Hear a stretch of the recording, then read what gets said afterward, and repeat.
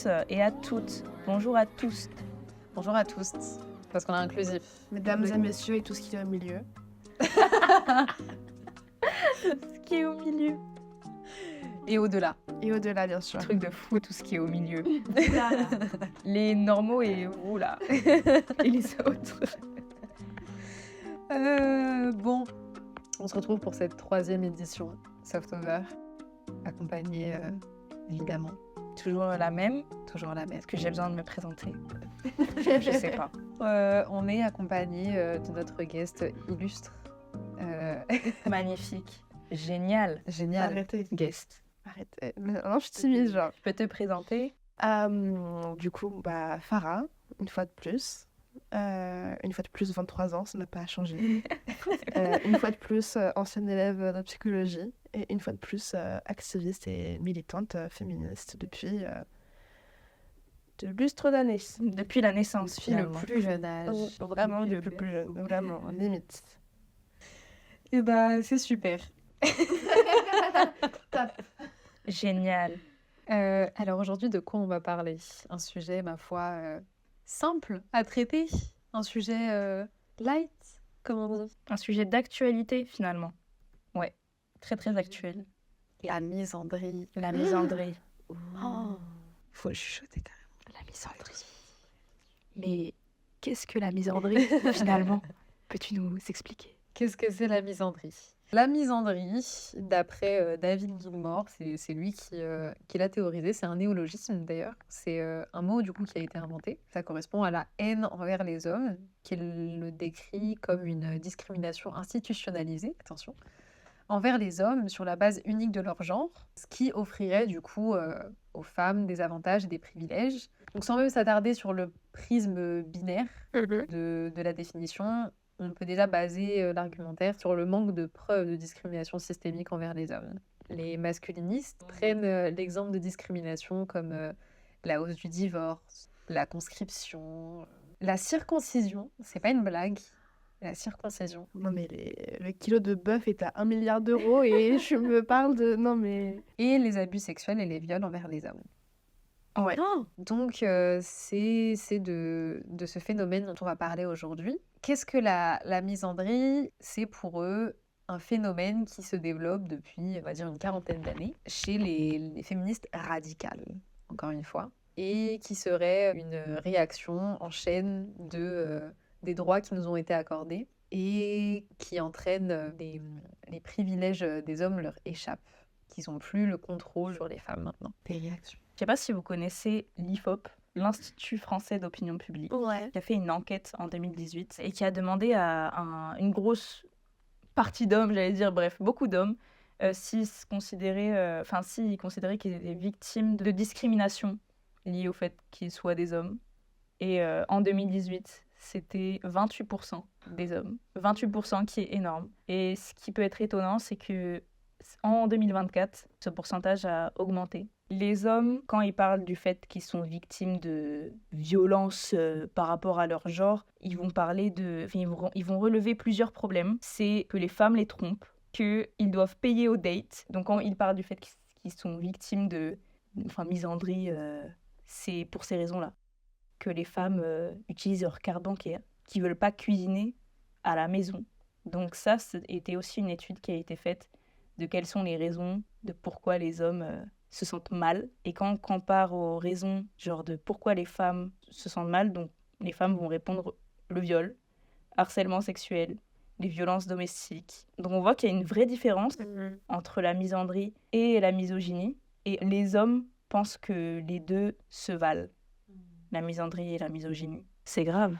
C'est hyper dangereux. C'est hyper dangereux de penser comme ça. Enfin, et le pire, c'est que ça se... comme tu l'as dit, les stats augmentent avec le temps, alors qu'il n'y a aucune raison de... Enfin, c'est même pas comparable. Pour moi, c'est lunaire de comparer ces deux situations-là. Enfin, ces deux types de situations-là, de misandrie et de sexisme, enfin, misogynie, quoi. Ça, surtout qu'il compare...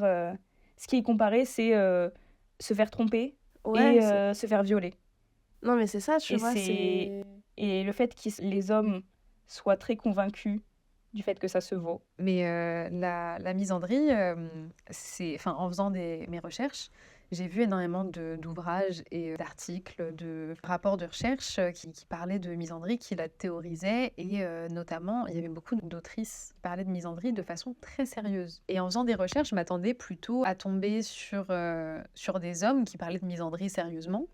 Et en fait, en approfondissant un peu, je me suis rendu compte que la misandrie, c'était pas seulement un point de vue masculin, mais un point de vue aussi féminin. Et ça représenterait la haine et la peur de la masculinité hétérosexuelle, en fait. Notamment Andrea Dworkin, qui en avait parlé dans ses ouvrages d'études de genre. Et j'ai trouvé ça intéressant parce que ce point de vue, c'est vrai pour moi, il n'était pas évident. Parce que j'ai passé aussi un petit temps sur Reddit et sur Quora. Et j'ai posé la question. L'horrible t'as posé la Reddit. question vraiment? J'ai posé une question sur Quora et j'ai dit, pour vous, qu'est-ce que c'est la misandrie et comment est-ce que ça vous affecte?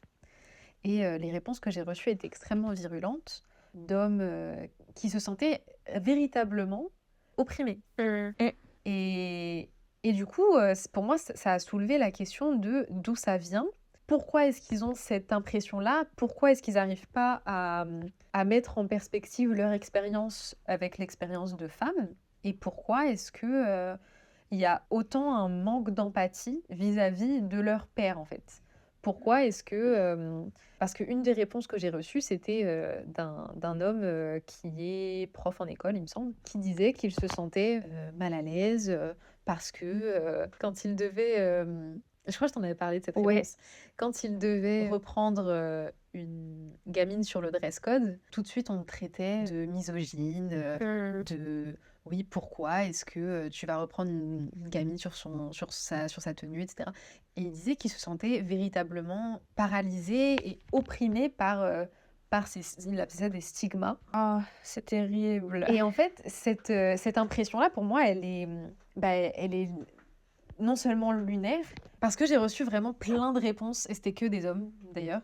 Il n'y a Évidemment. aucune femme qui m'a répondu.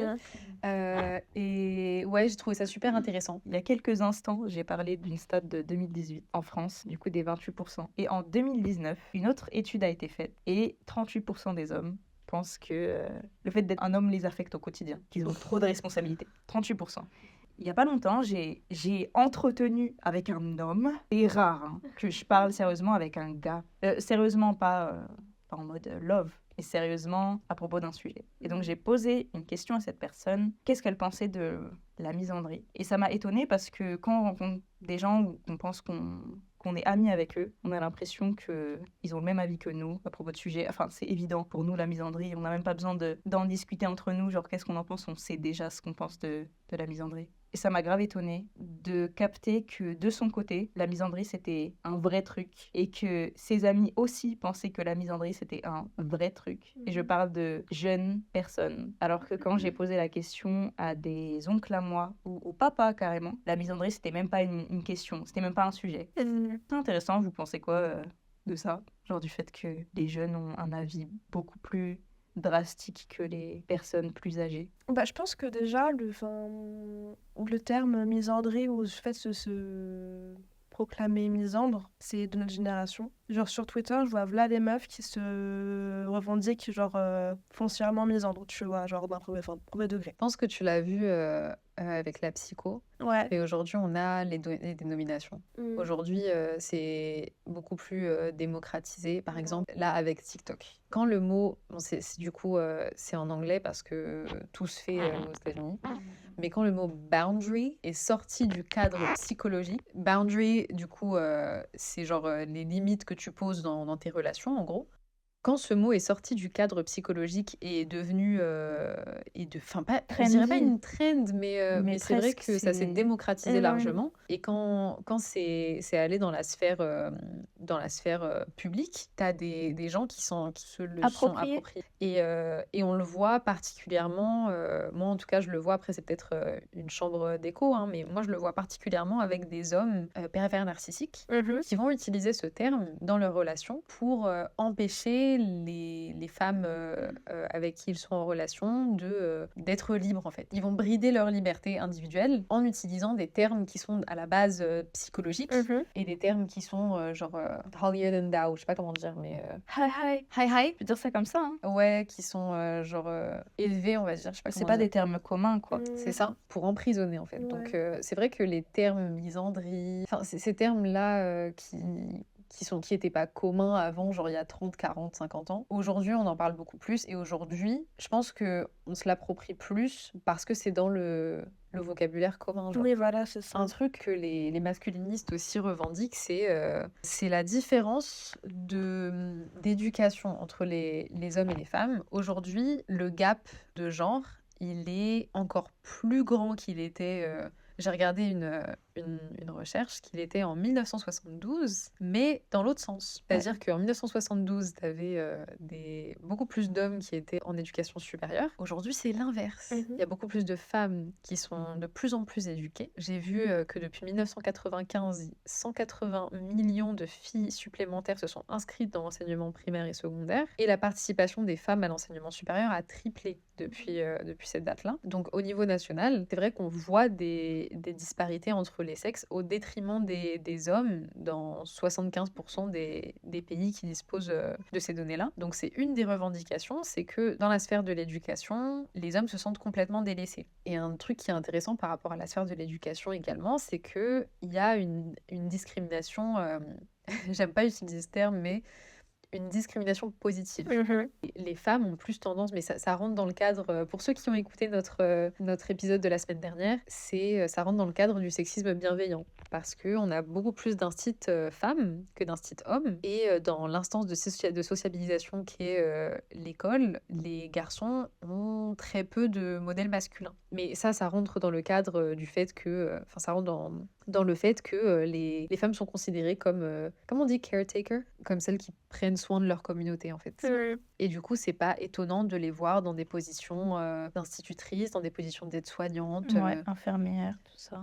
Après, pour tout ce qui est docteur, chirurgien, c'est plus compliqué parce qu'il y a le stigma de... C'est comme la femme elle cuisine à la maison, mais c'est un cuisinier que tu as dans les cuisines. C'est ça, exactement. Mais voilà, ça rentre dans le cadre du sexisme bienveillant. Et quand je vois ces chiffres-là, en fait, je me dis, ils sont tellement pas loin, les hommes, les masculinistes, ils sont tellement à ça de découvrir que leur problème, c'est pas les femmes, c'est la misogynie et le patriarcat. Et à chaque fois que je lis leurs plaintes, je me dis, mais t'es pas loin, quoi. Ouais. Ça me fait penser à un carton, une plaque, comme on dit, que j'avais vu sur Twitter du Rassemblement à Paris pour soutenir Gisèle. Tu veux dire? Une pancarte, exactement. Je Pardon. sais, j'ai dit une plaque, quoi. Et c'est une phrase qui m'a un peu marquée. C'est « Si la misandrie vous choque, c'est que le patriarcat vous arrange ». Cette phrase, elle explique exactement le problème.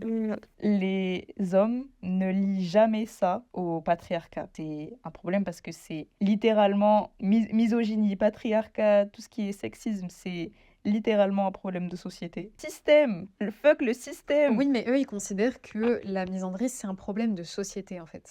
Donc comment leur faire comprendre? Comment faire? Tu vois, en fait, il faut juste pousser la réflexion un tout petit peu plus loin, quoi. Ils ont pas envie de le faire, je pense. Justement, ça, le souci, c'est que on est à ça, mais je pense que l'écart entre ce qu'ils disent et le fait de réaliser que c'est à cause du patriarcat et que c'est... Enfin bref, ils ont pas envie de le faire, ce pas. C'est trop dur. C'est pas que c'est trop dur, je pense que c'est juste que c'est trop réconfortant d'être dans son petit cocon de privilège que de réaliser qu'en fait, bah oui...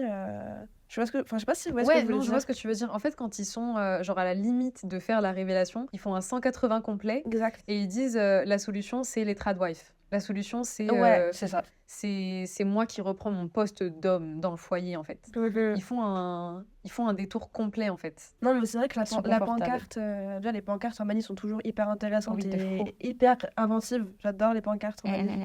Le problème des hommes, c'est aussi les hommes, quoi, tout simplement. Donc, c'est aussi simple que ça. Mais c'est réel. C'est vrai. Et oui, avec l'affaire Pellico, il y a énormément de femmes qui ont commencé à dire sur les réseaux « je suis misandre ». Je pense que, comme je l'ai dit tout à l'heure, c'est une forme de lutte. Ouais. De lutte. C'est comme l'hashtag MeToo. Et ouais, les hommes ont pété un plomb. Littéralement pété un plomb. Ouais. L'affaire Pellico, d'ailleurs, ça remet énormément en question. Je reparle de l'invention, de l'invention.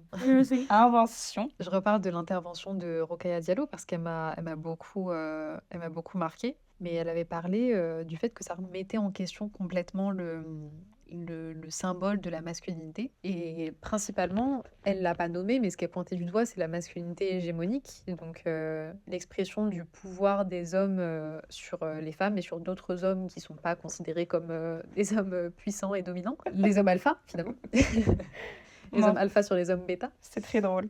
Et, et en fait, ça remet complètement en question le stéréotype de ce qu'est la masculinité. Qu'est-ce que c'est la masculinité? Genre, pour vous, qu'est-ce que ça représente un homme? Genre, dans votre inconscient, qu'est-ce que ça représente un homme masculin? Waouh. Qu'est-ce que c'est un C'est homme? pas un truc qui me plaît, déjà. Sûr et certain. Non, mais moi, je pense que mon cerveau est conditionné par ce que je vois sur Internet, plutôt les Thibaut InShape, musclés, qui vont faire des discours arrête d'être en dépression, mange ton truc, va faire du sport, va trouver une go. C'est. Je sais pas si vous imaginez exactement le même type d'homme dans votre tête. Moi, Mais j'imagine pas c'est- ça.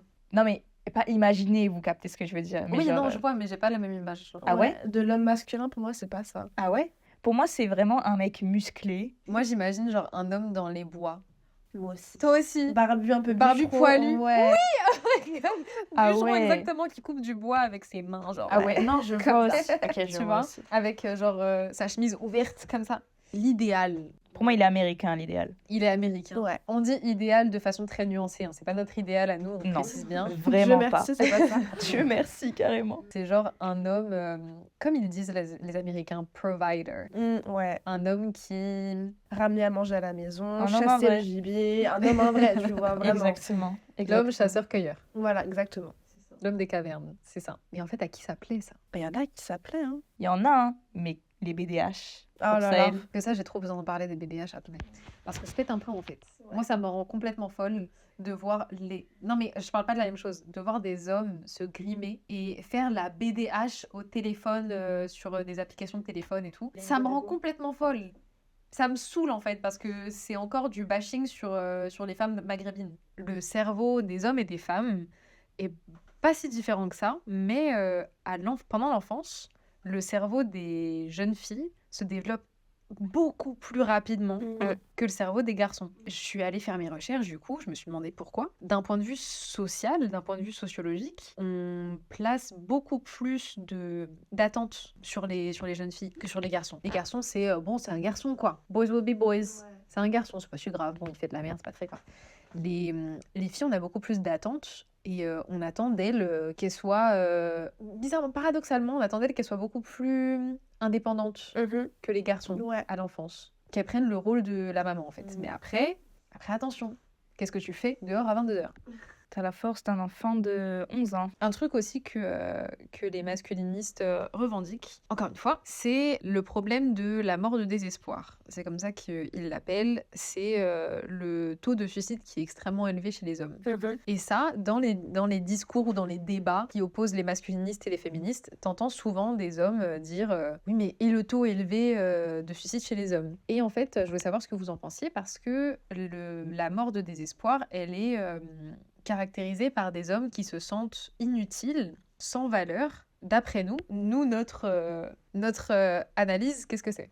Mais ouais, j'avais vu ça aussi. Pareil sur Twitter, et qui est pas mon réseau social préféré, mais un réseau social où je passe énormément. Mais ouais, j'avais vu du coup une femme qui parlait de ça, des hommes qui donnent ces raisons-là, la différence entre les femmes et les hommes. Oui, les hommes se suicident plus, c'est terrible. Et donc en fait, il y a un homme dans les commentaires, donc j'ai gardé le commentaire, qui a fait une liste de ce que les hommes vivent au quotidien et qui est terrible. Il a dit oui, mais il y a plus d'hommes sans-abri que les femmes. Mais aucune argumentation derrière, Ouais. et c'est souvent comme ça. Oui, les hommes meurent plus tôt que les femmes.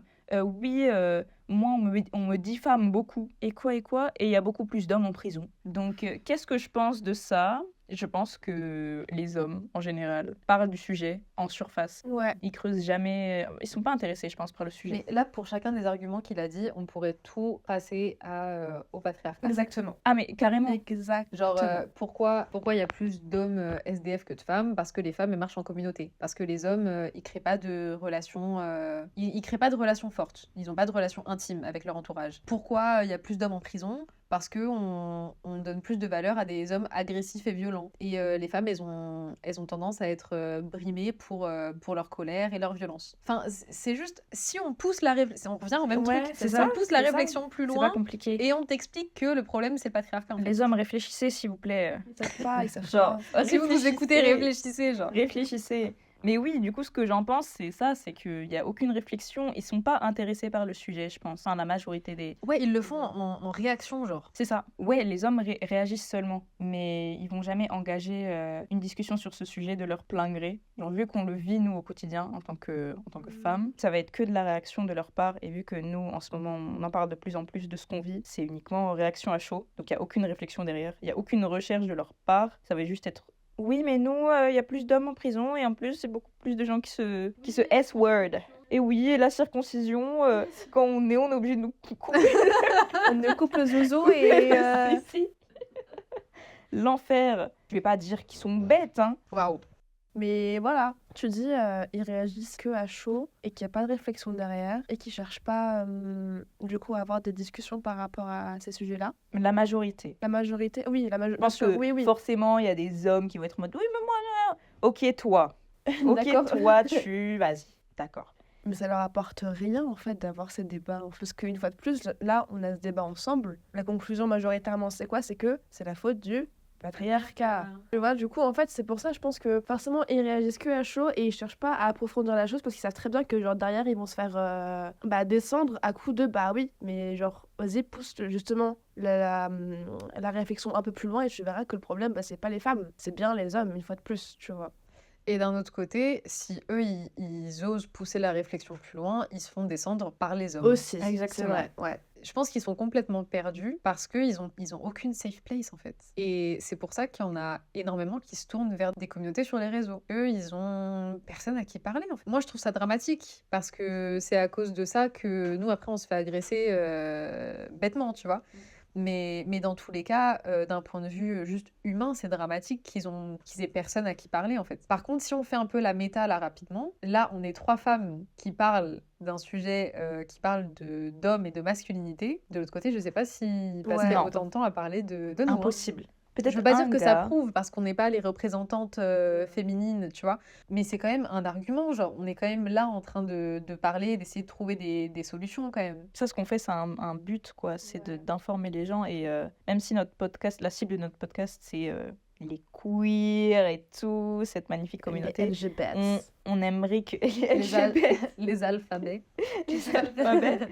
On aimerait que des hommes puissent écouter notre podcast et comprendre ce qu'on raconte.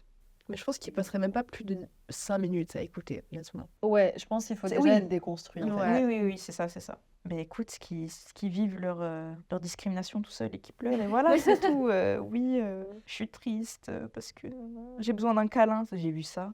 Et j'ai besoin d'un câlin. Ouais, des commentaires de genre, je sais pas si t'as vu ce genre de câlin. Oui, j'ai besoin d'un câlin parce que je me sens plus confortable avec le fait d'être un homme. Mais ils sont pas transgenres, hein, c'est pas... Oui.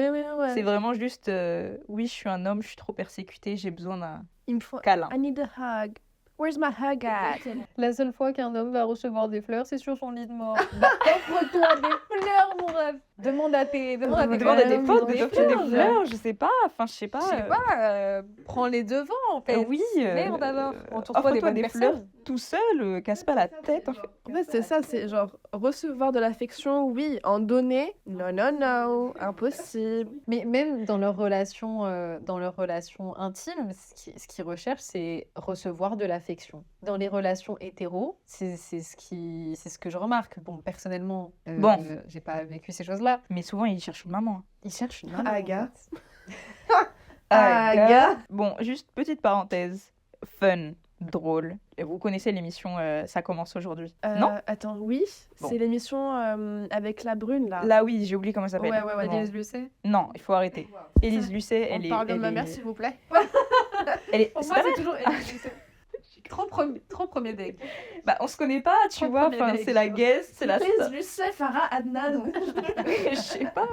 Il y a un ami de Lucie qui est dans l'équipe, qui son père, c'est... Bon, si la personne écoute, force à toi. Son père, c'est... Comment il s'appelle, son daron? J'ai oublié. Il fait Retour en terre inconnue. Comment il s'appelle déjà? Pas Frédéric. Tu connais pas cette émission-là? Kev Adams, il a participé. Retour en terre inconnue. Terre inconnue, c'est nanana. Frédéric Lopez. Non. Si, Frédéric Si, Lopez. Lopez. Désolé, Lucie, t'écouteras ce podcast. C'est la fille de Frédéric Lopez. Non. Son pote, c'est le fils de. Ah, ok. J'ai vu un extrait hier encore. Et en gros, c'était des femmes qui sont venues et qui ont dit oui, non mais moi, je veux un homme, un vrai. Moi, mon mari, je m'occupe de lui. Quand il rentre du travail, je lui enlève sa veste, je lui masse les pieds. Oh, c'est pas possible. Et il y avait énormément d'hommes qui étaient très d'accord avec ça parce qu'ils sont confortables avec cette idée, tu vois. Ouais. Ouais, maintenant, les femmes parlent de ça et ils sont pas d'accord avec le fait de masser les pieds de leur mari ou de les chouchouter. Donc, je pense que oui, ils réagissent à chaud au sujet de la misandrie et de ce qui se passe en ce moment, que toutes les femmes qui disent qu'elles sont misandres avec l'affaire Pellico, donc c'est plus un phénomène de réseau, ça, pour le coup. Ouais. Et ouais, c'est pour ça qu'ils étudient pas plus le sujet, ils sont juste en mode « Non, je suis pas d'accord, moi je me sens triste et Ouais. persécutée, j'ai Et besoin ça d'un me plaît pas câlin. du tout. » Et c'est tout. Je pense qu'ils sont pas assez persécutés. Je dis pas qu'il faut... Voilà. Ils sont pas assez persécutés pour se battre. C'est purement de l'imaginaire, j'ai l'impression, tu vois. Il y a rien de concret. Purement de l'hallucination collective. Hallucination collective. Comment il s'appelait le mec déjà? Le roi des aliens, Comment il s'appelait? Il s'appelle pas Pierre quelque chose? Pierre Durif, Sylvain Durif. Sylvain Durif. Ah mon dieu. C'est une hallucination C'est une collective. hallucination. Le Christ cosmique, Sylvanus Grand. Et c'est qui sa femme? Oh là, si le Christ cosmique, tu nous écoutes, ce qui est Ce serait très peu incroyable. probable. On pense Je très ne t'ai pas souvent à toi. critiqué, juste je dis que tu me fais peur. Des fois, je pense souvent à lui, mais putain, mais ce mec, c'était vraiment genre he was the moment. tu Vraiment. vois, genre. It was him. Mais il est fou. Voilà. Mais non, mais il est fou, quoi. C'était vraiment le main character pour le coup. Mais Je te jure. il est très sérieux et c'est ça qui me fait peur. And he is the moment. En tant que femme racisée, en tant que femme maghrébine, toutes les trois, on a subi de façon différente la misogynie, notamment par rapport à nos pères, à des gens qui nous ressemblent. Ça rejoint l'idée de misogynie noire, parce que j'ai plus vu la misogynie noire théorisée que la misogynie chez les femmes maghrébines et arabes, malheureusement. Mais c'est vrai que ce phénomène d'hommes de notre communauté qui se griment, qui se travestissent pour se moquer de nous, pour se moquer de nos comportements, des comportements stéréotypés de notre communauté, il se retrouve dans toute la communauté africaine. Je sais pas pour d'autres communautés, je veux pas m'avancer. Mais de ce point de vue-là, c'est difficile de leur accorder le bénéfice du doute et de leur accorder un peu de grâce, en fait. En tant que femme qui se fait non seulement opprimer à cause de notre genre, mais aussi à cause de notre ethnie, et on peut rien y faire, en fait. Ouais. T'as l'impression de te sentir safe dans ta communauté, et au final... Pas du tout. Surtout que ce genre de comportement, du coup, genre des imitations, le fait de se maquiller, s'apprêter comme...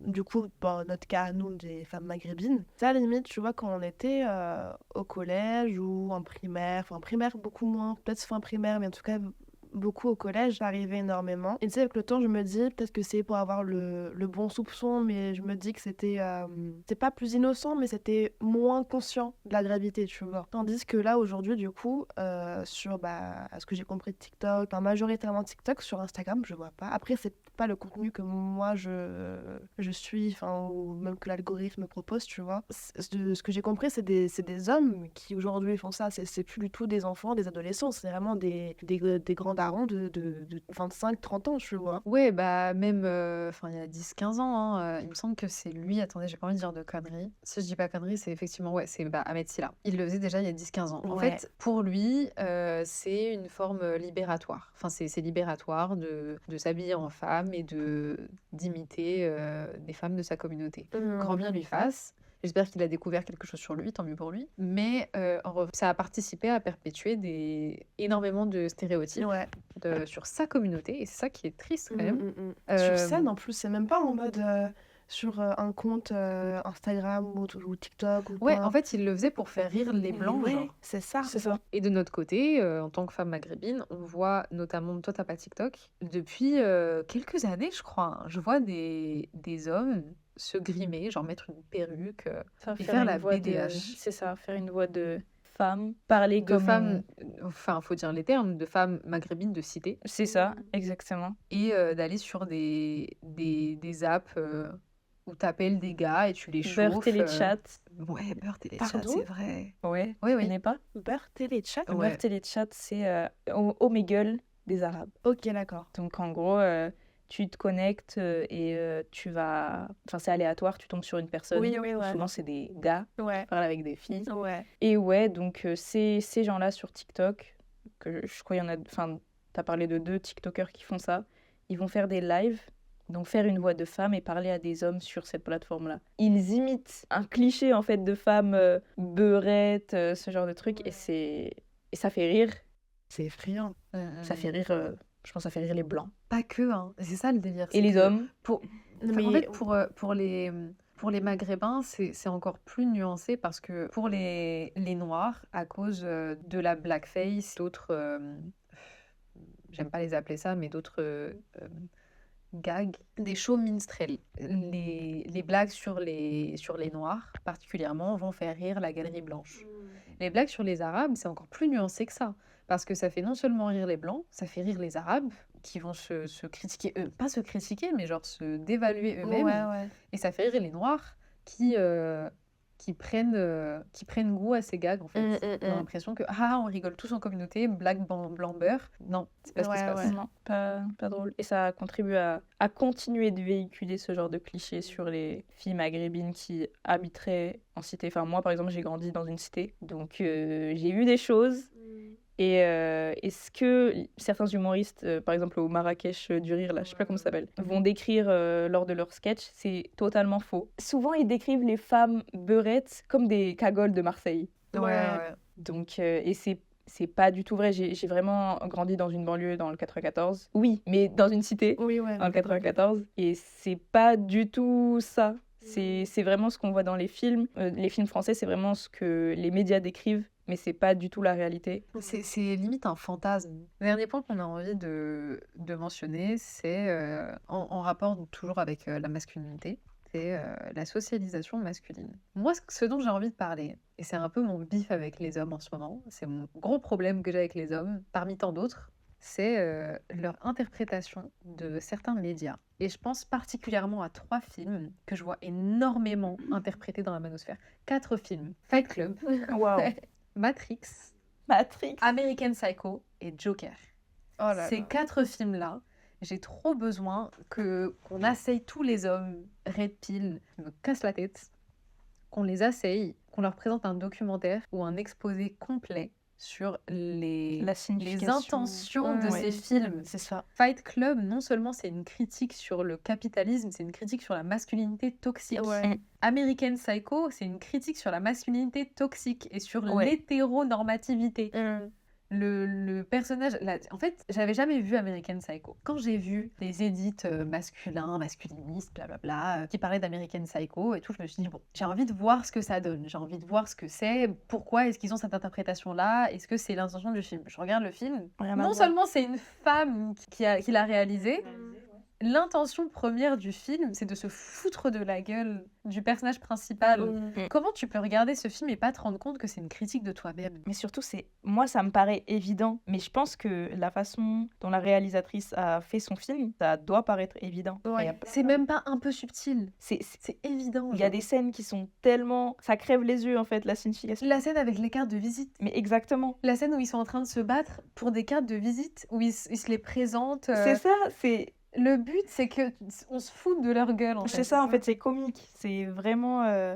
Tu peux pas dire non, j'ai pas compris. Que beaucoup de gens n'ont pas compris, mais c'est bizarre. Eux, ce qu'ils ont compris, c'est que c'est une icône masculine. Tu dis oui, on devrait leur faire des exposés de 40 minutes sur les significations des films. Ils en ont rien à foutre, je pense. Hein. Honnêtement. Ils trouveront des moyens de te dire non, mais en fait, c'est pas ça. Ils vont te mansplain ce que tu veux leur Mais expliquer, exactement. Tu peux ramener la réalisatrice sur le plateau. Exactement. Ils vont réussir à la Je pense que non. Je pense que non. Mais c'est comme Matrix. En plus, c'est une métaphore, une allégorie de la transidentité. Oui, mais de en fou. plus, ouais. Exactement. Ça a été débunké des tonnes de fois. Il y a des tonnes de vidéos YouTube qui sont De sorties. ouf. des tweets, des Le TikTok. réalisateur qui en a parlé, qui a dit qu'il s'était inspiré Exactement. d'un script de 2 femmes trans. Mais oui, C'est trop abusé. Comment vraiment, les hommes s'approprient tout ce qu'ils peuvent. Genre, C'est c'est un ça. truc de zinzin. alors que là, c'est évident, on a vraiment tout ce qu'il faut pour expliquer et montrer que, bah, pour le cas de Matrix, mais pour les cas aussi des autres films, que bah, c'est pas du tout la bonne interprétation qu'ils Ouais. ont. Calmez-vous. Mais ils veulent pas comprendre. Et Joker? Ah oui, Joker. Joker, frère, c'est chaud. Déjà, ça en avait, disons-le, parce que Matrix, Fight Club et American Psycho sont de très bons films. Joker, ça en avait de ouf. J'ai vu au cinéma, Moi, j'avais détesté. Le premier, j'ai bien aimé. Pas vu le 2. Joker, j'ai jamais vu. Ah ouais? C'est pas une grande perte. Je l'ai jamais vu, mais j'ai vu, j'ai vu des explications du film. Ouais. Ça m'a suffi. C'est tout ce qu'il te faut. Ça m'a honnêtement. suffi. Et ça m'a suffi pour justement comprendre l'intention du film. C'est pas ce que tu penses. Mais oui, Joker, le premier. Moi, perso, j'avais bien aimé, mais sans plus. Genre, c'était cool. C'était cool qu'ils Ils en parlent ont fait toute leur personnalité. Ouais. hein. Ils se sont identifiés au perso. Juste après. Ouais. Excellent. Mais surtout que les gens n'ont pas du tout compris la signification Mais du en film. plus- C'était vraiment pour parler des maladies mentales et... Oh, je vais pas expliquer le film. Allez le voir si vous avez envie ou pas. N'allez pas le voir, allez voir des explications parce que vous Vraiment. comprendrez pas le En film. tout cas, le premier, je pense que le premier, visuellement, il est très très intéressant. Le deuxième, que j'ai vu il y a pas longtemps, j'ai cru que j'allais mourir dans la salle de cinéma. C'est-à-dire. C'est une comédie C'était musicale cachée. nul à chier. J'ai cru que j'allais me décomposer. Ok. Mon corps, Elle est comment, décomposition. Gaga, dedans? Elle me saoule déjà, Gaga. Sioniste. Voilà. C'est vrai. Mais surtout, c'est mauvais. C'est mauvais. Voilà. Je pense qu'ils ont fait le 2 pour capitalisme encore. Ouais, voilà, mais c'est- gagner de ouais. l'argent. Mais le fait qu'ils aient dissimulé que c'était une comédie musicale, moi je trouve ça hilarant. Il avait pas dissimulé, je crois. Ah si. Ah ouais? Ah, ils en ont pas parlé. Mais oui, pour en revenir aux hommes, voilà, mauvaise interprétation des films. C'est très grave. Surtout Matrix, moi, ça me choque. Tu vois un homme en cuir serré, en latex. Vraiment, je te jure. Et Tout le monde mal à Latex le bas. gominé, tout ce Je qu'il te faut, jure. genre. Et ta première interprétation, c'est la masculinité virile. Sérieux? T'as un c'est problème. vraiment Vraiment de... BDSM Je de te- bail, de quoi tu me parles? Vraiment. Genre, comment ça, cuir serré? T'es en mode mal alpha, genre. Ça, c'est un vrai homme hétéro. Arrête. Ah, Seigneur. Bon, sur ce, Eh encore bah- Seigneur, on va arrêter. Pardon, c'est moi Toujours qui... les fins. Alors, comme Jésus nous l'a dit, c'est la fin du Ça va être podcast. l'intro officielle. En tout cas, merci à tous d'avoir écouté ce magnifique, génial podcast. Somptueux. Incroyable. Extraordinaire. Mind changing. Never seen before. On espère que ça vous a plu en tout cas. On vous invite à vous abonner à nos réseaux, Softover Media, à écouter les podcasts qui sont déjà sortis et à attendre le reste qui sortira prochainement. Voilà. Eh bien, à très vite et à la semaine prochaine ou celle d'après. La bise. Au revoir.